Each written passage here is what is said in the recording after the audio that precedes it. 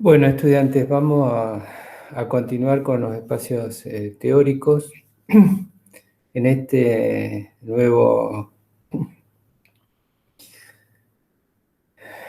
en esta nueva exposición.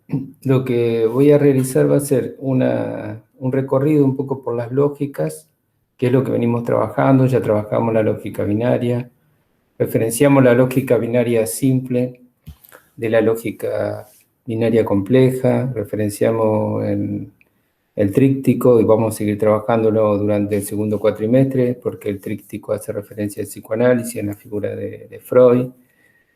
Va a haber una mención a la postulación, digamos, de lógica cuaternaria a través de la propuesta de Jacques Lacan como continuador dentro de la teoría psicoanalítica, escuela francesa. Ya habíamos mencionado que se dividen después las escuelas, escuela vienesa Freud, inglesa que es la posterior inmediata, ¿no? Tenemos varios integrantes importantes, la escuela inglesa, Melanie Klein, una de las principales, entre otras. Luego la escuela americana, que parte de esa escuela es su propia hija, la propia hija de Freud, Anna Freud, que está más inclinada hacia el yo, digamos, ¿no? En cuanto, digamos, postulaciones teóricas, y la escuela francesa, cuyo referente principal es Jacques Lacan, y continuadores, ¿no? Entonces, esta lógica, bueno, como yo ya mencioné antes, será abordada por ustedes en los años superiores porque necesita más recorrido, necesita toda una iniciación en la teoría de Jacques Lacan. Nosotros simplemente estamos dando algunas formulaciones mínimas, algunas puntuaciones y abriendo la puerta para que ustedes ingresen después en ese aprendizaje. Y luego tenemos la lógica holística, que es un poco de lo que intento hablar ahora, y me voy a apoyar en dos powers. Y luego nos va a quedar la lógica metafórica como una lógica articuladora de estas lógicas no binarias. O sea, las lógicas no binarias serían la tríptica, la cuaternaria, la rizomática y la holística, que se va a dividir en tres. Ahora lo vamos a explicar. Bien, en cuanto al apoyo de este video, van a ser dos powers. En un power, digamos, es un power que tiene imágenes y preguntas, es corto el power, es para que ustedes puedan indagar, preguntarse, digamos, poder desarrollar algún recorrido, ¿no? En base a lo ya trabajado, a lo que ustedes traen de su capital simbólico, de sus recorridos previos. Bueno, y trabaja algunas imágenes en pregunta, ¿no? El título que lleva es Lógica epistémica y organizaciones sociales. ¿Sí? Porque vamos a tratar de pensar, o ustedes van a tratar de pensar, a partir de estos señalamientos mínimos, vuelvo a repetir, cómo, digamos, se ligan lo social, ¿sí? Una estructura lógica, y cómo una estructura lógica organiza lo social. Entonces, comenzamos, digamos, a una referencia al tejido, ¿no? Al tejido de lo social. En el psicoanálisis, ese tejido de lo social está ligado a lo femenino, es un tema para trabajar después, ¿no? Y la lógica binaria, ¿no? Una imagen en relación a la lógica binaria para que ustedes piensen. O sea, esto queda, digamos, como estímulo para que vayan, o como invitación, que vayan, digamos, al Power y abren, y lo pueden abrir y abren la imagen, ¿no? Luego tenemos la lógica binaria compleja, ¿no? En esa lógica binaria compleja, digamos, todo lo que tiene que ver con el código binario como base de la informática y como base de la Internet, cómo nos organiza y cómo de alguna manera estamos sostenidos actualmente bajo ese código binario, ¿no? Esta complejidad de que, bueno, que hace que esto tan diversificado, cuando uno se equivoca de una letra o una palabra, no puede entrar en un código, ¿no? Queda fuera. ¿Cuántas veces ha pasado que uno se ha olvidado de su clave, ¿no? Ya sea para un correo o, bueno, cuando estaba el Zoom como parte del sistema lleva clave, hay otros que no llevan clave, ¿no? otros sistemas de conexión. Luego tenemos, bueno, la lógica tríptica freudiana con una imagen que hace referencia a un mito, ¿no? Al mito de las parcas, ¿no? A las tres parcas. Cloto, la Keila, la Quesis, la que teje, y Atropos, la que corta, el hilo de la vida. Entonces, la imagen, no usé la imagen de los tópicos, ¿no? De los aparatos psíquicos, ¿no?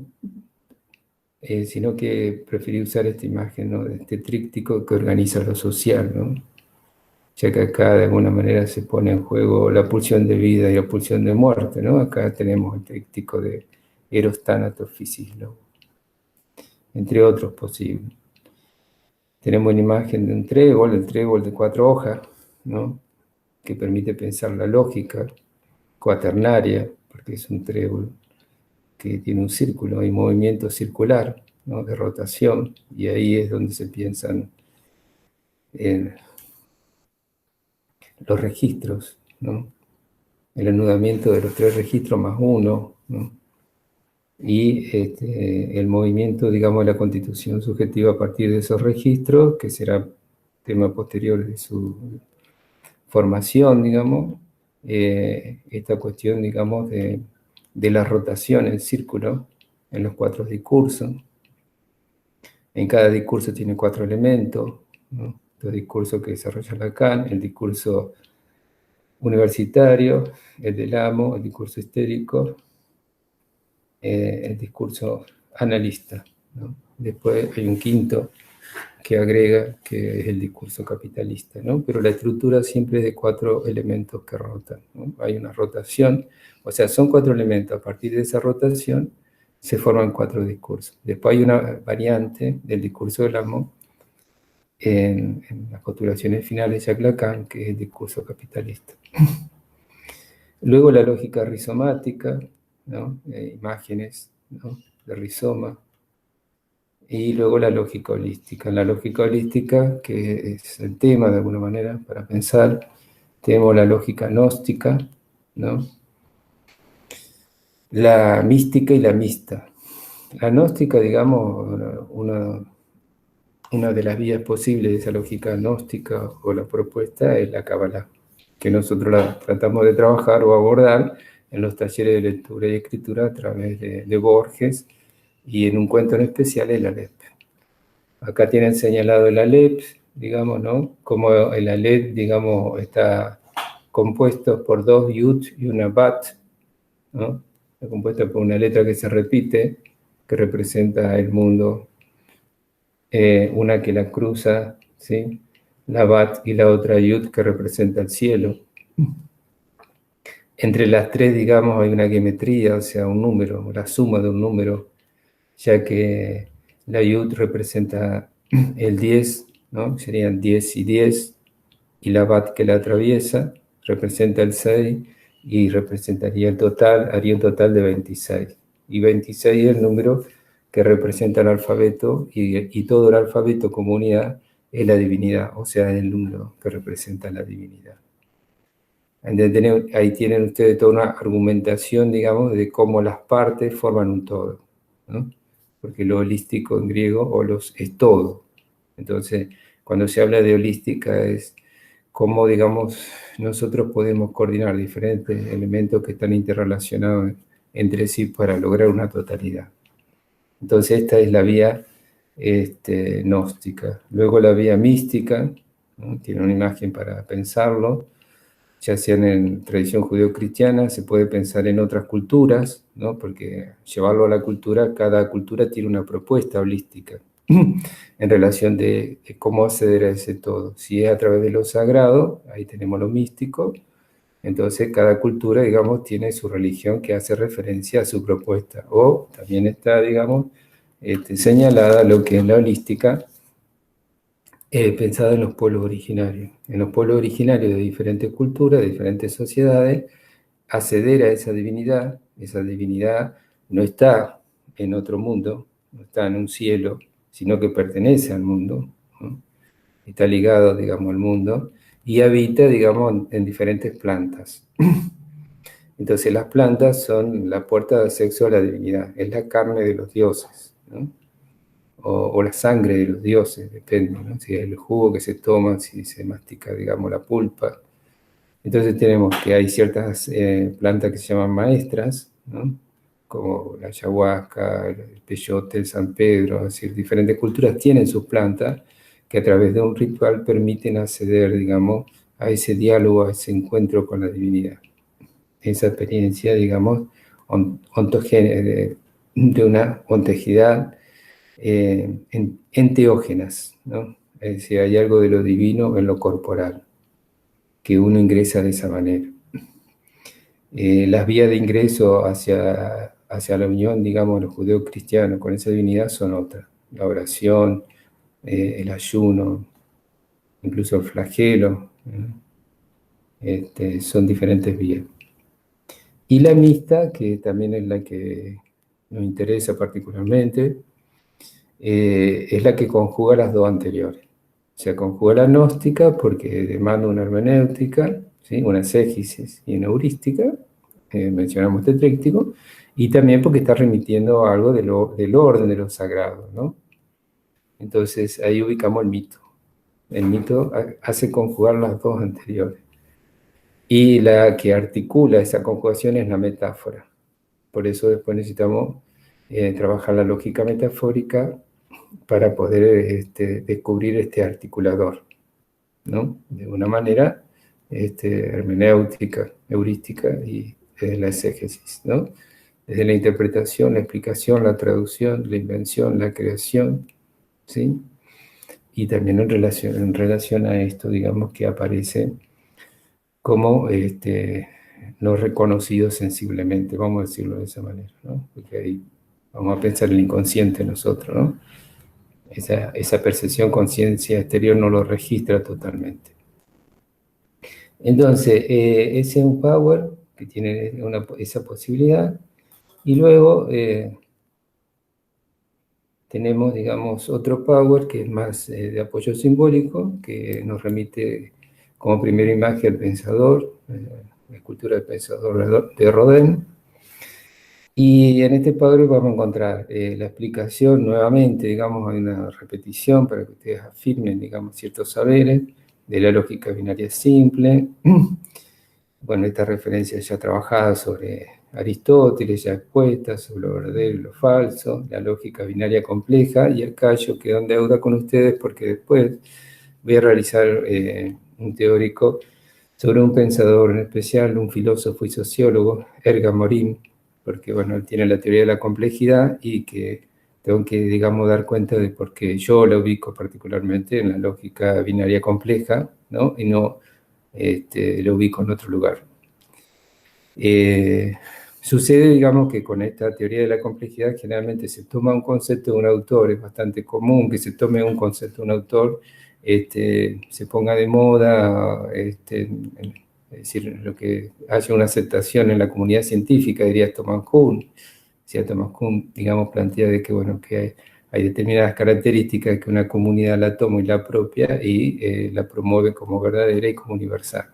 En este caso se toma un concepto, digamos, se hace, digamos, repetitivo en todo el campo universitario, el concepto como valioso, como privilegiado, pero a veces ese concepto, digamos, remite a una epistemología que no es la que se está proponiendo en relación al concepto.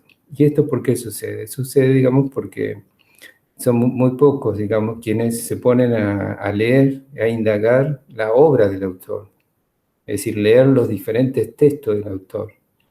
También les debo que voy a exponer un teórico sobre Karl Popper.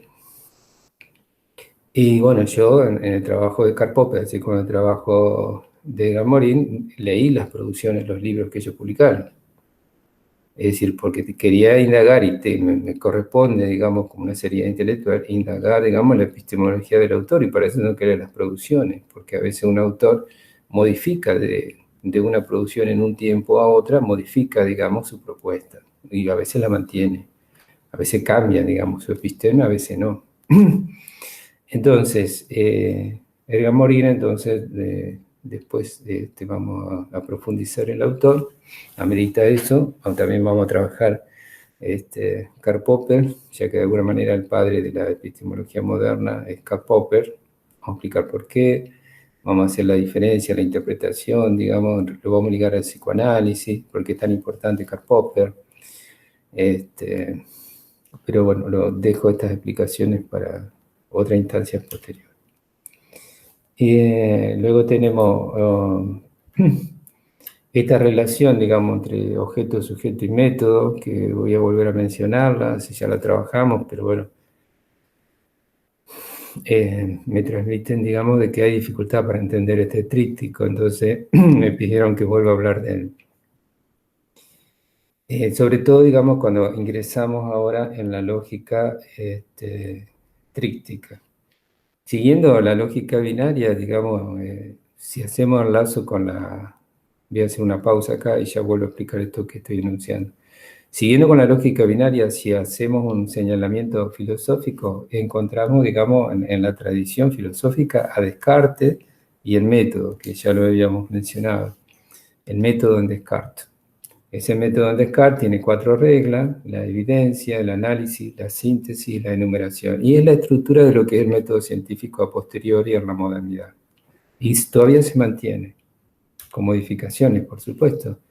La evidencia consiste en no aceptar como verdadero aquello que no se le presente como claro y distinto. El análisis es un concepto que también va a tomar, digamos, ¿no?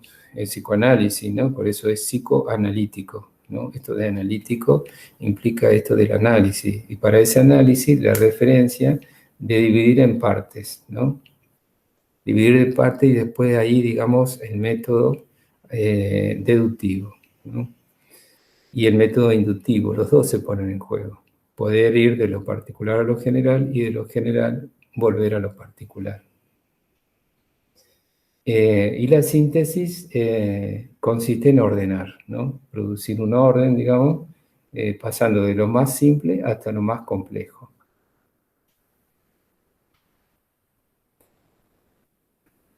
Esto, digamos, en un protocolo científico parte, digamos, siguiendo estas instancias, ¿no? No me quiero detener, también, digamos, incorporamos la enumeración, ¿no? Poder enumerar, ¿sí? Lo secuencial, lo narrativo. Ahí está, digamos, el método, digamos, ligado al positivismo, ¿no? Por esta cuestión escritiva, digamos, ¿no? Que reclama el protocolo, es decir, que sea secuencial, que sea aplicativo, que sea narrativo, ¿no? Que sea lineal, ¿no? Partiendo de esta secuencia, ¿sí? Enumerativa, ¿sí? Hipótesis, estado del arte, el método que dé cuenta de esto, todo el desarrollo, la conclusión. Y debe coincidir, digamos, haber coherencia entre uno y otro, que lo atraviesa linealmente. Y después, digamos, ahí, digamos, hay un señalamiento para encontrar en relación siglos posteriores a la escuela francesa, ya que, como yo les señalé en otro video, generalmente los autores de una cultura, para pensar una nueva teoría, toman al mismo autor de la cultura. Es raro que tomen a otro, ¿no? O sea, generalmente un pensador alemán toma su historia alemana de pensamiento, lo mismo un inglés, un francés. Entonces, tenemos aquí esta referencia a Jacques Lacan porque invierte el postulado de cogito ergo sum, de pienso luego existo de Descartes, para ubicar al inconsciente ahí y no al consciente. Entonces, soy allí donde no pienso, ¿no? Algo del ello debe advenir en yo, ¿no? Ese es un tema, una propuesta para trabajar. En esta secuencia que le estoy haciendo, desde la filosofía, digamos, con lógica binaria, hasta el psicoanálisis como primera ruptura de esta lógica binaria, porque después se produce dentro de la misma filosofía a través de Leigh-Guattari, pero ya contemporáneo, ya Lacan. O sea, ya en los años de 1980, ¿no? Acá estamos hablando de Immanuel Kant, digamos, estamos hablando de Descartes hacia el 600, Immanuel Kant hasta el 700, ¿no? Después el psicoanálisis hacia el 900, es decir, los saltos que se van dando. Y los movimientos, digamos, del pensamiento, y las nuevas estructuraciones que se van realizando. Entonces, el giro copernicano que da Kahn es muy valioso porque ya, digamos, no se centra en el objeto de estudio, sino que se centra en el sujeto que conoce. No es el objeto por conocer, el centro, digamos, y el sujeto aislado de ese objeto por conocer, sino que es el sujeto que interviene en relación al objeto que conoce. Entonces hay que pensar el sujeto, ¿no? Esto es un giro, un cambio. Este cambio, este giro favorece y permite, digamos, esta posibilidad de poder inaugurar algo que después va a permitir y va a abrir la puerta, digamos, a la epistemología y especialmente al psicoanálisis, ¿no? Hay una deuda acá. Seguimos en una lógica todavía dialéctica, binaria, digamos, porque habla Kant del nómeno y el fenómeno. El nómeno es eso que no se puede conocer, ¿sí? Que es la causa, y el fenómeno, digamos, aquello, digamos, que es causado, ¿no? Por el nómeno. Entonces, dice, solo se conoce el fenómeno y no la causa. Y bueno, la genialidad de Freud va a ser unir esto y lograr una terceridad. Es decir, no mantenerlos separados, sino unirlos. Nómeno, fenómeno. ¿Sí? Inconsciente, consciente. Entonces, a través de los fenómenos del inconsciente, y ahí tenemos toda la estructura simbólica de la teoría del psicoanálisis, ¿sí? Sueño, chiste, lazo, acto fallido, síntoma. Los 5 tópicos que arman toda la estructura, digamos, son los fenómenos del inconsciente para llegar a esa causalidad que provoca el inconsciente. Por eso es tan importante Kant. Bueno, van a encontrar algún desarrollo de los diferentes cuadros para ayudarlo a usted a pensar esto. Y llegamos, digamos, a esto de la lógica tríptica, cuestiones para repasar que ya hemos trabajado, y esto que yo he hecho un paréntesis y ahora lo traigo, de sujeto, objeto y método, ¿no? ¿Por qué lo vuelvo a considerar? Porque si nosotros hablamos de sujeto de la conciencia, nos ligamos a la psicología. Si hablamos de sujeto del inconsciente, ¿sí? Es la ruptura, ¿sí? Y nos ligamos al psicoanálisis. Entonces, psicología y psicoanálisis. ¿Cómo diferenciamos psicología y psicoanálisis? Psicología, con todas sus corrientes, sus diferentes desarrollos, hay un sujeto biológico, sujeto de la conciencia, sujeto social, pero no es el sujeto del inconsciente. El psicoanálisis es el sujeto del inconsciente.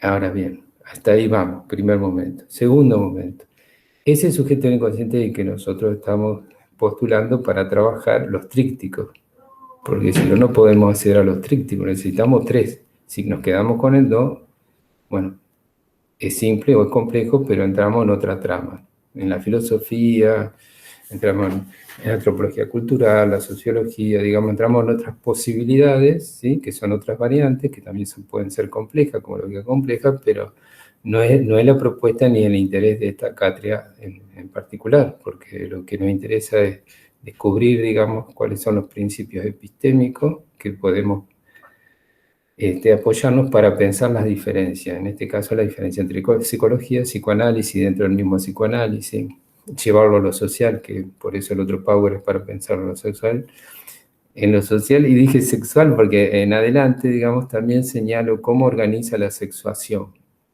cómo se organiza la sexuación, digamos, desde las lógicas.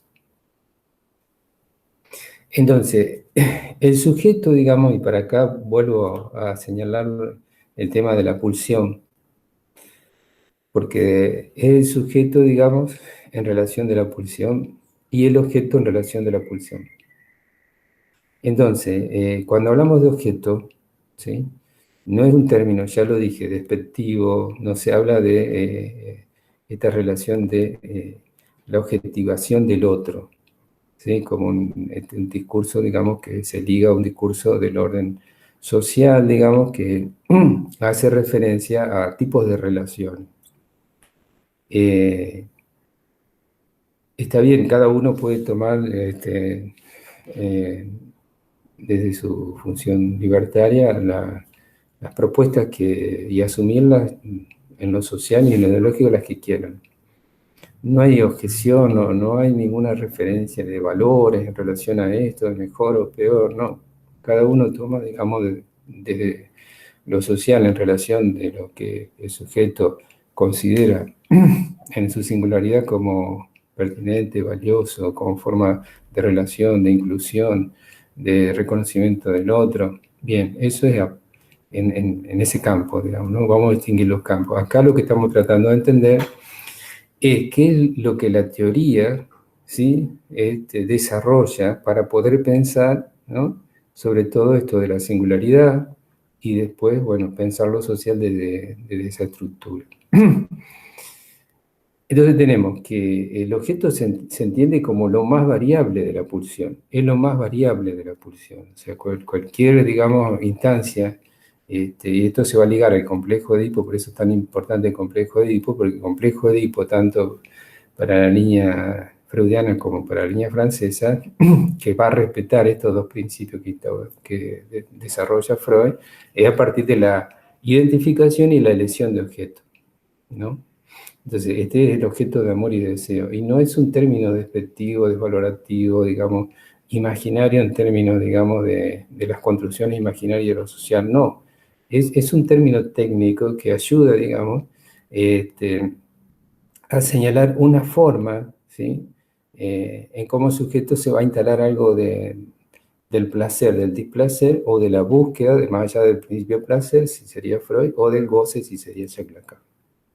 Es decir, y entonces esto lo va a constituir en su subjetividad. Estas son las lesiones que se realizan y sobre todo se realizan más en el orden de lo inconsciente y están ligadas al pasaje del complejo de Edipo, ¿no? A ese pasaje y a esos tiempos. Es un pasaje que tiene un tiempo cronológico, sí, en Freud, y ligado a lo biológico, pero en Lacan no, tiene un tiempo lógico. Sí, tiene tres tiempos lógicos y de ahí se entienden las estructuras clínicas. Y alguien puede quedar sostenido en el primer tiempo lógico más allá de la edad cronológica. Entonces lo lógico no se liga a lo cronológico, ¿sí? Y el objeto no se liga a la materialidad externa de un objeto. Entonces tenemos que ir entendiendo estas formulaciones teóricas para poder distinguir. Para que ustedes puedan distinguir, digamos, las posiciones que ustedes puedan tener en el orden de lo social, lo singular, de lo subjetivo, y lo que la teoría le está ofreciendo para que ustedes traten de pensar, ¿sí? No ya en términos de ustedes mismos, porque esta es una teoría que tiene una función hermenéutica, es una teoría que tiene una función instrumental, es una teoría con la cual ustedes van a, si eligen la profesión, digamos, tener que trabajar en relación a otro, y a otros, y otras, ¿no? Es decir, cómo van a trabajar, cómo van a intervenir, desde qué lugar. Si toman elementos de esta teoría, puede que no les interese, no los tomen, eligen otra. Es parte, digamos, de sus posibilidades. A mí me corresponde transmitirle, en este caso, lo que la teoría les propone, ¿no? Por eso, digamos, tengo que seguir las argumentaciones de la teoría. Y ahí tenemos que remitirnos a la pulsión, esto que ya hemos hablado de la pulsión, las voces de la pulsión, que son tres, no son dos, activo, reflexivo y pasivo, y el sujeto puede ir variando de una voz a otra, generalmente hay una que lo constituye más, pero puede haber una alternancia entre una y otra.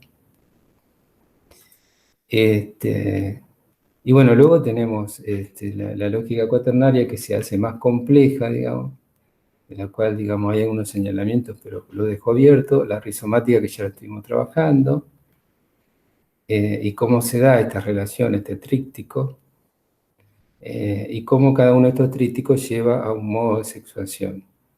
En lo binario, qué tipo de relación hay, si es simple, si es compleja, ¿no? Cómo se da esa combinatoria.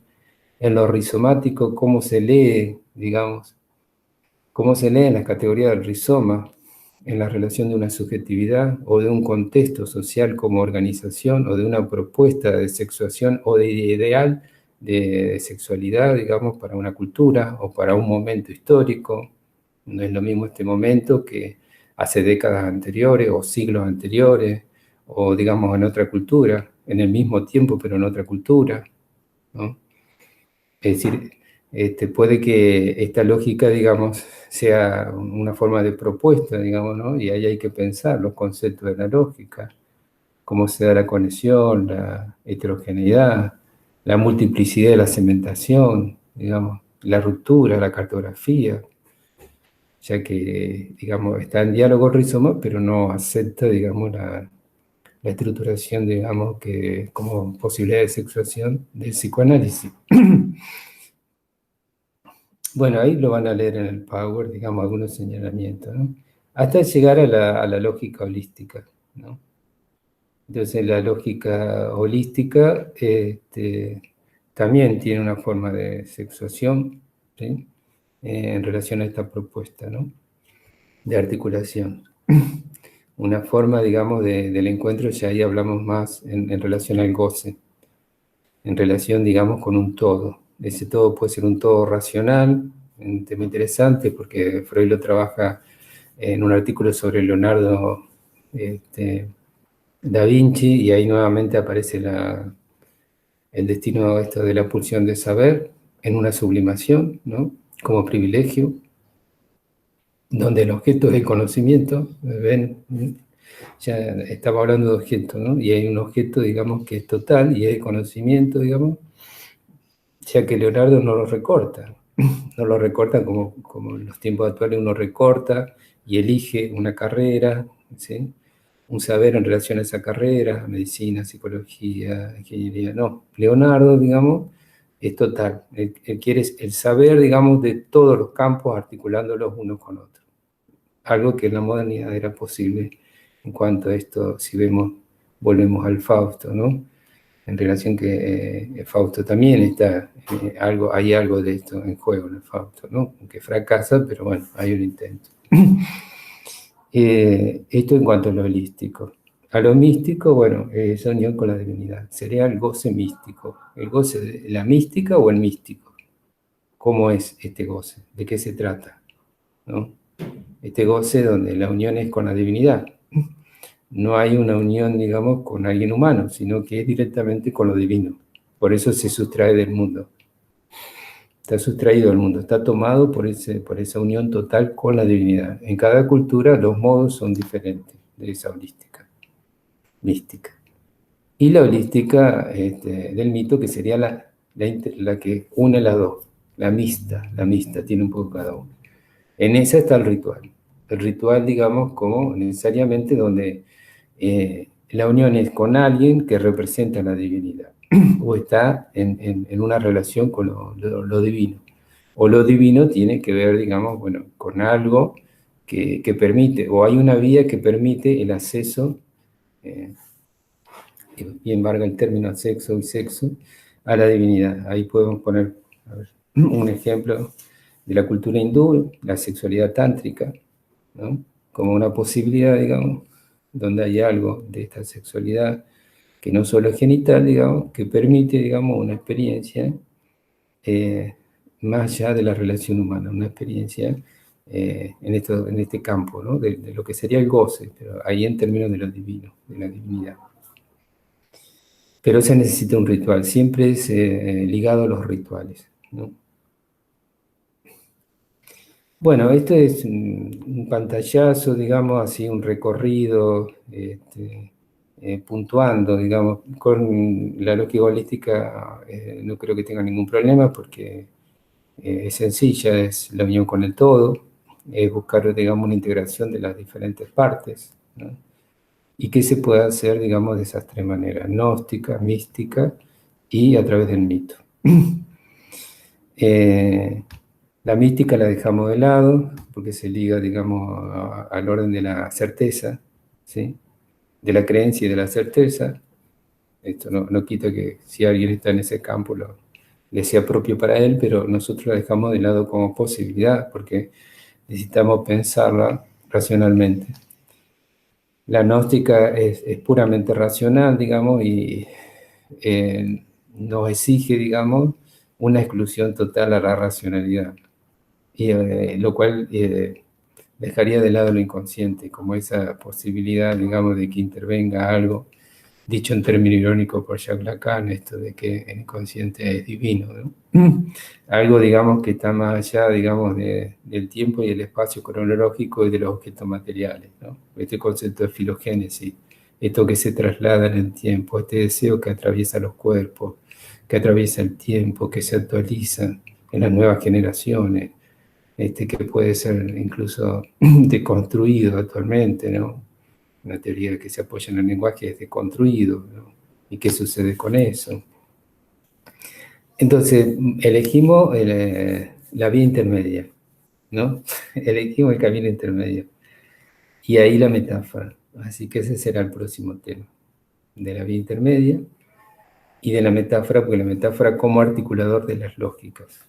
Y luego desarrollaré los epistemólogos, ¿sí? Antes de entrar directamente al psicoanálisis. Veremos cómo me dan los tiempos, porque es tanto que desarrollar que